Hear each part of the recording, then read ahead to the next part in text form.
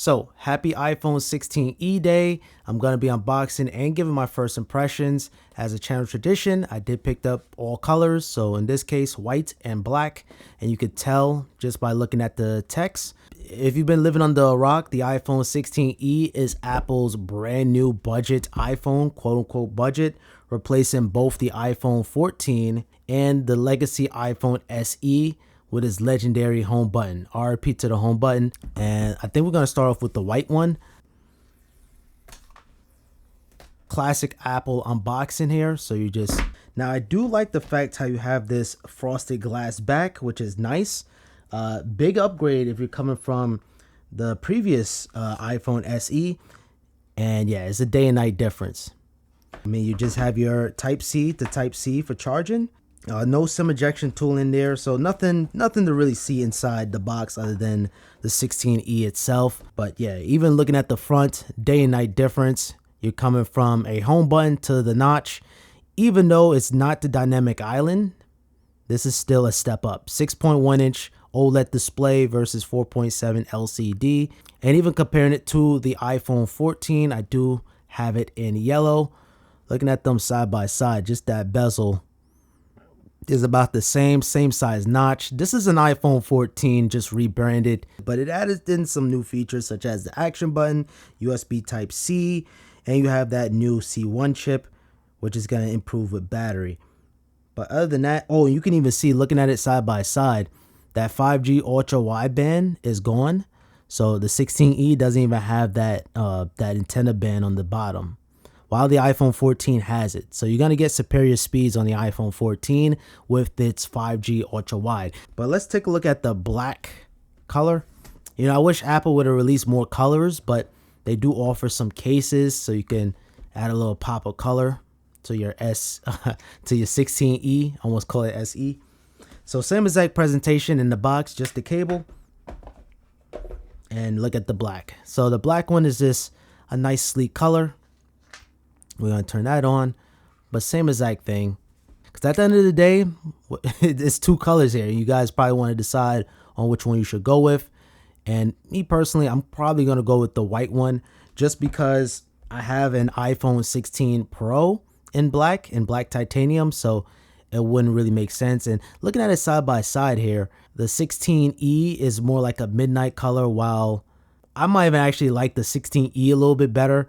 The one camera module just looks simplistic opposed to having three, but the 3 camera lens is still cool too. Of course, you have that titanium while you have aluminum on the 16e. Let's just flip it the right way. Both presents that action button. And even the camera protrusion isn't as pronounced too, so that's good. It's not going to wobble on the table, while the 16 Pro, it protrudes with that camera. So let's just flip this around. You guys can see it's just a big difference all in all. Now, of course, it is lacking that camera control as well as the ultra wideband, which isn't going to matter to most people. I'm going to be honest with you. There's times I just still use LTE on my phone. Let's boot this up. I'm going to set this up and then we're going to take a deep dive onto the phone. And in the meantime, why don't you guys enjoy the presentation of these colors? As a quick side note, as I'm setting it up, you also get in visual intelligence, which is awesome. So you no longer need an iPhone with the camera control button on the bottom. So now you have it on the budget iPhone. So you can remap it to the action button or even have it on the control center toggle. So just wanted to show you guys that toggle as I'm transferring my data. And speaking of the action button, and also another fun fact, I'm transferring my data from the iPhone 13 mini to the iPhone 16e. This is just a testing phone. RP to the mini. This even had MagSafe. This had MagSafe, guys. It would have been nice to have an iPhone mini again though.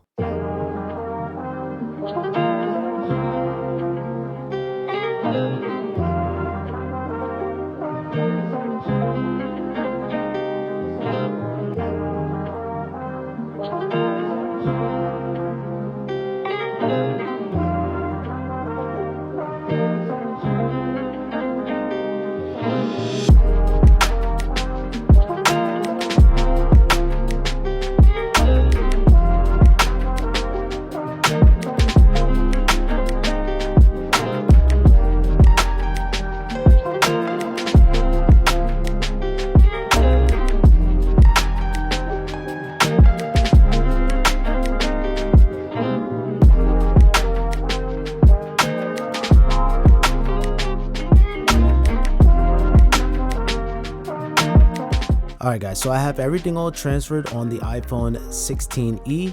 So to my left, I have the iPhone 16 and I have the 16e here. And I noticed the antenna band is a little bit thicker on the 16e opposed to the regular 16. And of course, looking at the front, you have the dynamic island versus the notch, thinner bezels, brighter display too as well. So it is a better phone, but let me remind you, $600. But the iPhone 16e is for people who are looking for a new iPhone, where if you have the iPhone 10R, maybe even the iPhone 11, and even more prominently, the iPhone SE. If you have an iPhone SE, this is going to be your time to shine. This is what $600 is going to get you. Apple Intelligence, brighter display, OLED display, larger display. It's just the list goes on. Action button, USB Type-C. That is very important for me. But Apple Intelligence, I want to talk about that very quickly. You best believe that going forward with iOS 19 and even some of the features of iOS 18, Apple is going to just go all in with Apple Intelligence. So some of the new iOS features going forward is going to require an Apple Intelligence device. So just keep that in mind. But one thing I am going to miss is that SIM card. So you guys see that on the side of the SE? You have a SIM card tray on this. Opposed to the 16e or even the entire iPhone lineup right now, you have no sort of SIM card tray. And for someone that's traveling internationally, that might be like, it might be a pain in the neck, but there are easier ways. There's websites out there to really get your phone going. You just scan the QR code and you're good to go. But I'm going to try that. I am doing a day in the life on the 16e, so make sure you guys subscribe if you guys want to see that. And here's an exclusive wallpaper. I actually do like it a lot. The iPhone 15 it's a weird purchase right now. I didn't even activate it. I will soon. You don't have Apple Intelligence. It is $100 more opposed to the 16e. Before I even go out of here, let me open up the camera. I'm so used to using my camera control button. I'm so used to just using my thumb and just pressing on the side, but we gotta take it the old-fashioned way. And I'm actually gonna just take some pictures real quick to see how the cameras stack up against the iPhone 16, and we're gonna actually just use that camera control. So all right, just did a quick little photo shoot, just took 3 pictures.